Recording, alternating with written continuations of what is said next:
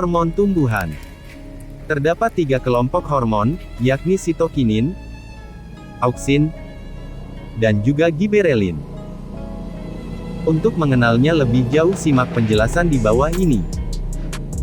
Hormon giberelin.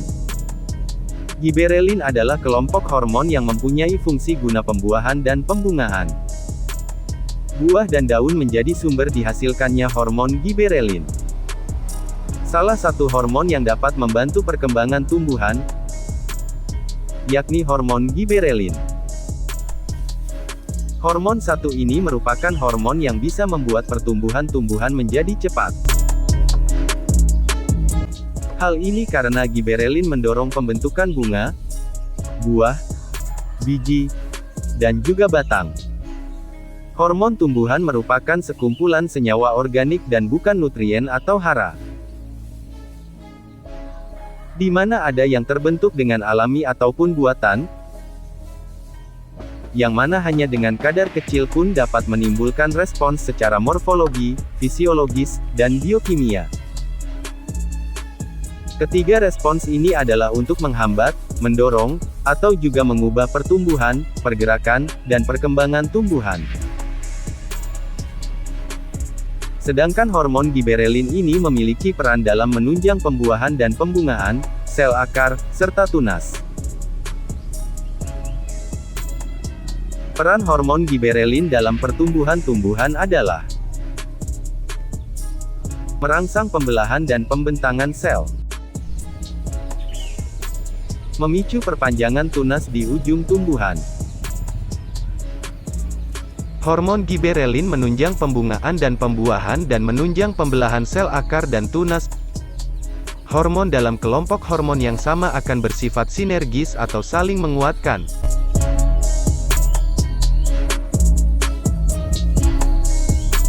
Mengenal lebih jauh hormon giberelin, auksin, dan sitokinin pada tumbuhan. Hormon giberelin, auksin, dan juga sitokinin menjadi hormon penting dalam tanaman. Anda perlu tahu bahwa hormon tumbuhan adalah bagian dari proses pengaturan genetik.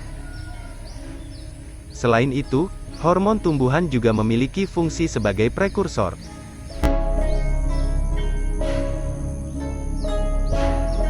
Mengakibatkan tumbuhan menjadi tumbuh tinggi.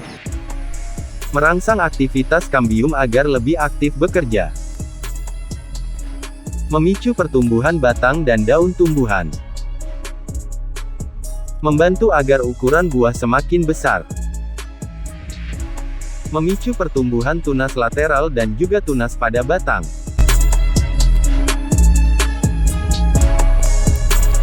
Perlu menjadi catatan Anda bahwa hormon giberelin ini bekerja dengan sinergis bersama hormon auksin, ketika terjadi perkecambahan biji atau germinasi.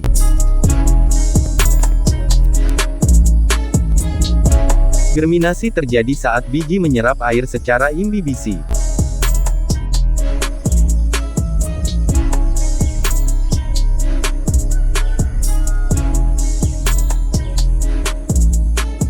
Maka dari itu, guna menampung perbedaan dari hormon hewan, kemudian digunakanlah juga istilah zat pengatur tumbuhan. Digunakannya istilah hormon ini merupakan analogi fungsi hormon pada hewan.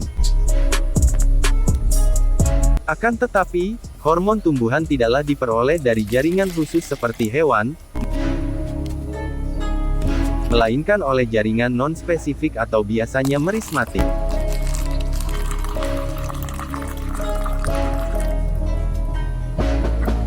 Penyebaran hormon tumbuhan ini tidaklah harus melalui sistem pembuluh disebabkan hormon bisa ditranslokasi melalui ruang antar sel atau sitoplasma.